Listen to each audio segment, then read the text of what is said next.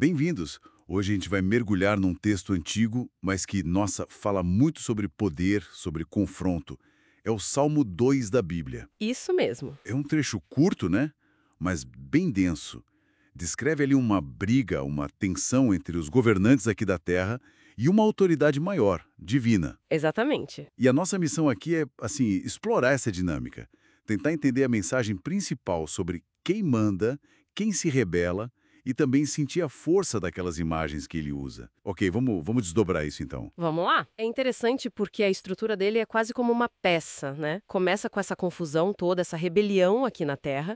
Depois a câmera, digamos, muda lá para cima, para a perspectiva divina, e no final tem uma palavra direta para esses líderes rebeldes. É um arco bem claro. E já começa com impacto, né? Com aquela pergunta que parece até, sei lá, indignada.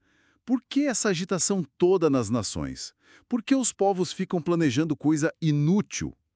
O verso 2 já diz quem são: os reis, os governantes da terra, todos juntos, sabe? Essa ideia de um desafio em grupo fica bem clara desde o começo. Exato. E o texto não deixa dúvida contra quem é essa revolta toda. Contra o Senhor e contra o seu ungido. Ou seja, né, contra Deus e contra o rei que ele mesmo escolheu, que ele consagrou.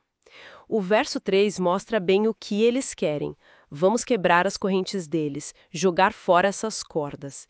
É uma rejeição bem clara da autoridade que está acima deles. Mas a reação que vem lá dos céus é fascinante. Não é raiva logo de cara. Primeiro é riso, escárnio, né? Verso 4. Quase como se fosse um desprezo por aquela rebelião toda. Só depois, no verso 5, é que vem a fala com ira, com furor. O que essa sequência, sabe, do riso para a ira, sugere pra gente? Olha, eu acho que é uma forma de dizer o quão inútil é essa rebelião. O riso mostra que lá de cima a ameaça nem é levada a sério. Entende? A soberania de Deus é, tipo, inabalável.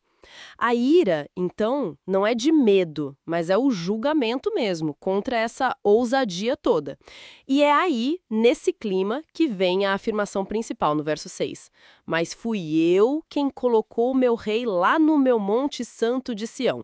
Deus está batendo o pé, reafirmando a escolha dele e o poder dele. E essa figura do rei é central.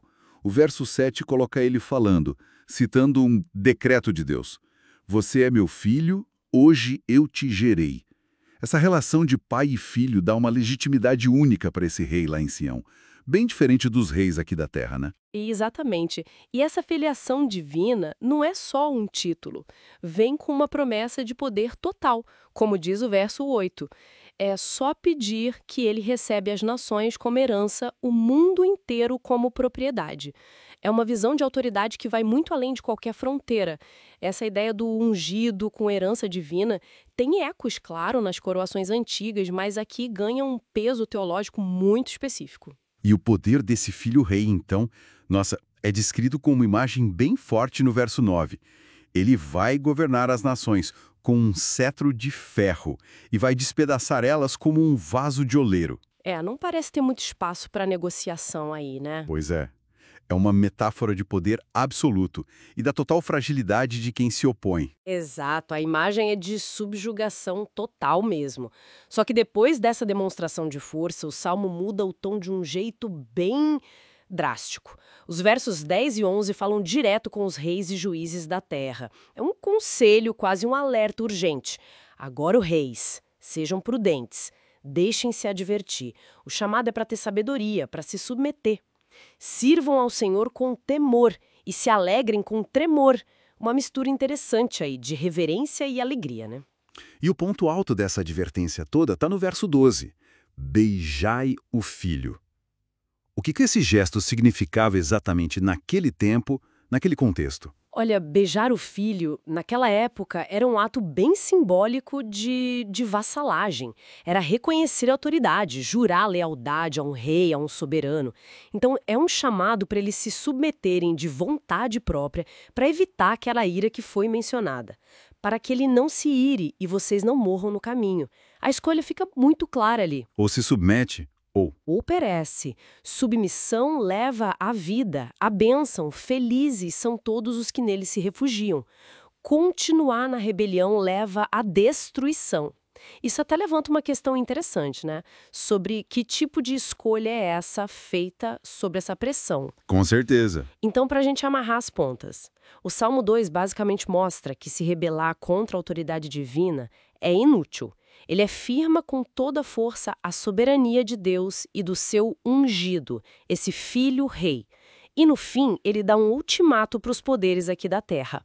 Ou vocês reconhecem essa soberania e se submetem, beijam o filho para viver, ou vão enfrentar a destruição.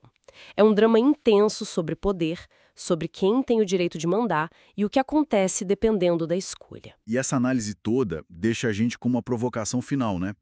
Para pensar um pouco, como é que essa dinâmica de poder absoluto, de rebelião e esse chamado meio que forçado à submissão, como isso se parece ou se diferencia das disputas por autoridade, por legitimidade, por autonomia que a gente vê hoje nas estruturas de poder, sei lá, políticas, sociais, até nas nossas relações pessoais.